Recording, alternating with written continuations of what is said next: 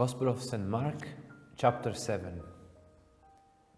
Now, when the Pharisees with some scribes who had come from Jerusalem gathered around him, they observed that some of his disciples ate their meals with unclean, that is, unwashed hands.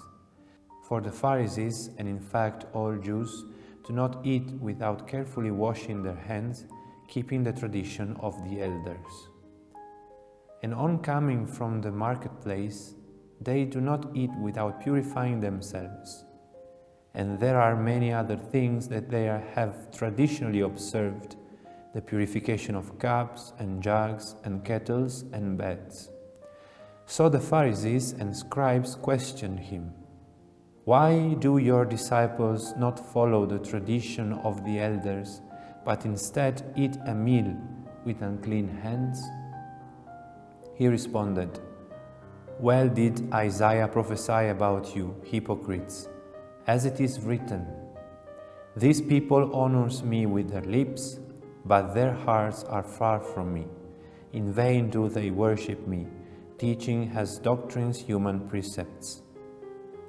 You disregard God's commandment, but cling to human tradition." He went on to say, "How well you have set aside the commandment of God in order to uphold your tradition. For Moses said, 'Honor your father and your mother,' and 'Whoever curses father or mother shall die.'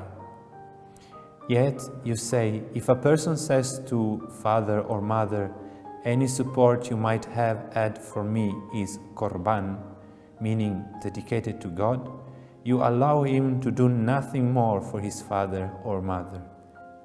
You nullify the word of God in favor of your tradition that you have handed on. And you do many such things." He summoned the crowd again and said to them, "Hear me, all of you, and understand.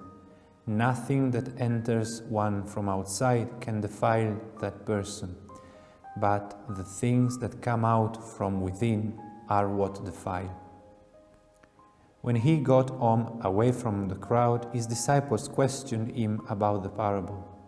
He said to them, "Are even you likewise without understanding? Do you not realize that everything that goes into a person from outside cannot defile, since it enters not the heart, but the stomach, and passes out into the latrine? Thus he declared all foods clean. But what comes out of a person, that is what defiles. From within people, from their hearts, come evil thoughts, unchastity, theft, murder, adultery, greed, malice, deceit, licentiousness, envy, blasphemy, arrogance, folly. All these evils come from within, and they defile."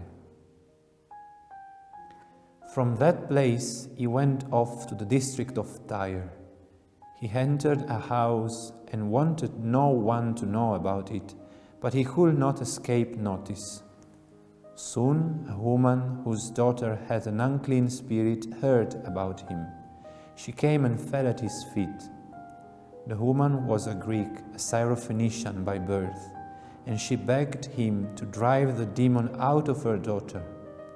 He said to her, "Let the children be fed first, for it is not right to take the food of the children and throw it to the dogs." She replied and said to him, "Lord, even the dogs under the table eat the children's scraps." Then he said to her, "For saying this, you may go.